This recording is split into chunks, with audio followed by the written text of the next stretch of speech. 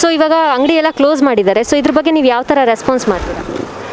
ಎಲ್ಲ ಸಡನ್ನಾಗಿ ನೆನ್ನೆ ಗೌರ್ಮೆಂಟ್ದು ಸಿಕ್ಕಿದ ಮೇಲೆ ಇಲ್ಲಿ ಪೊಲೀಸವರು ಬಂದಿದ್ದರು. ಅಂಗಡಿಯವ್ರಿಗೆ ಸ್ವಲ್ಪ ಮುಂಚೆ ಮಾಹಿತಿ ಇದ್ದರೆ ಅವರು ನೆನ್ನೆಯಿಂದ ಸ್ಟಾರ್ಟ್ ಮಾಡ್ತಾಯಿದ್ರು. ನೆನ್ನೆ ಹಾಫ್ ಡೇ ಮಾರ್ಕೆಟ್ ಓಪನ್ ಇತ್ತು. ಇಲ್ಲಿ ನಾವು ಇನ್ಸ್ಪೆಕ್ಟರ್ ಜೊತೆಗೆಲ್ಲ ಮಾತಾಡಿದ್ವಿ. ಅವರು ತುಂಬ ಸಹಕಾರ ಕೊಟ್ಟರು. ಫಸ್ಟು ಹೋಗಿ ಬಂದು ಸ್ವಲ್ಪ ಬಂದ್ ಮಾಡಿ ಸರ್, ಆ ರೀತಿ ರಿಸ್ಟ್ರಿಕ್ಷನ್ ಬಂದಿದೆ ಅಂತೇಳಿ. ಅದಕ್ಕೆ ಅರ್ಧ ದಿನ ಮಾರ್ಕೆಟ್ ಓಪನ್ ಇತ್ತು, ಹಾಫ್ ಆನ್ ಅವರ್ ಮೇಲೆ ಬಂದಾಗಿದೆ. ಈಗ ಜನರು ಎಲ್ಲ ಸಹಕಾರ ಮಾಡ್ತಾ ಇದ್ದಾರೆ. ಇವತ್ತು ಯಾವುದು ಅಂಗಡಿ ತೆಗ್ದಿಲ್ಲ. ಆ ರೀತಿ ನೋಡಿ, ನೀವು ನೋಡ್ತಾ ಇರ್ಬೋದು, ಎಲ್ಲ ಕ್ಲೋಸ್ ಇದೆ. ಈಗ ಬಟ್ಟೆ ಅಂಗಡಿಗಳೆಲ್ಲ ಕ್ಲೋಸ್ ಆಗಿದ್ದಾವೆ, ಆದರೆ ರೋಡ್ ಸೈಡಲ್ಲಿ ವ್ಯಾಪಾರ ಮಾಡ್ತಿರೋ ತರಕಾರಿ ಅಂಗಡಿ ಆಗಿರ್ಬೋದು, ಹಣ್ಣಿನ ಅಂಗಡಿ ಆಗಿರ್ಬೋದು, ಇದೆಲ್ಲ ಓಪನ್ ಇದೆ. ಸೊ ಅವ್ರಿಗೇನು ಹೇಳ್ತೀರಾ? ಈಗ ಇದು ಈ ರಾಸಣ್ಣು ಅಂಗಡಿ ಮತ್ತು ಯಾವುದೋ ಜನರಿಗೆ ಬೇಕಾಗಿರೋದು ಐಟಮ್ಸ್, ಎಸೆನ್ಷಿಯಲ್ ಐಟಮ್ಸ್ನಲ್ಲಿ ಓಪನ್ ಮಾಡಲೇಬೇಕಾಗತ್ತೆ. ಇಲ್ಲಾಂದರೆ ನಾಳೆ ದಿನ ಜನರಿಗೆ ಅದೂ ಕಷ್ಟ ಆಗುತ್ತೆ. ಕೆಲವೊಬ್ಬರು ಮಾಸ್ಕ್ ಹಾಕ್ತೀರಾ? ಹೌದು, ಸೋಷಿಯಲ್ ಡಿಸ್ಟೆನ್ಸು ಮೇಂಟೈನ್ ಮಾಡಬೇಕು ಮತ್ತು ಮಾಸ್ಕು ಅದೇ ರೀತಿ ಹಾಕಿ ಮಾಡಬೇಕು ಅಂತ ನಾನು ಎಲ್ಲರನ್ನ ವಿನಂತಿ ಮಾಡಿಕೊಡ್ತೀವಿ. ಸೊ ಕೊರೋನಾ ಬಗ್ಗೆ ನೀವೇನು ಹೇಳ್ತೀರಾ ಸರ್?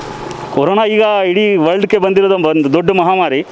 ಅದಕ್ಕೆ ಈಗ ಎಲ್ಲ ಡಾಕ್ಟರ್ಸ್ದು ಎಲ್ಲ ಮಾರ್ಗದ ಮೇಲೆ ಚೈನ್ ಕಟ್ ಮಾಡಬೇಕಾದ್ರೆ ಒಂದೇ ಪರಿಹಾರ ಲಾಕ್ಡೌನ್ ಅಂತ.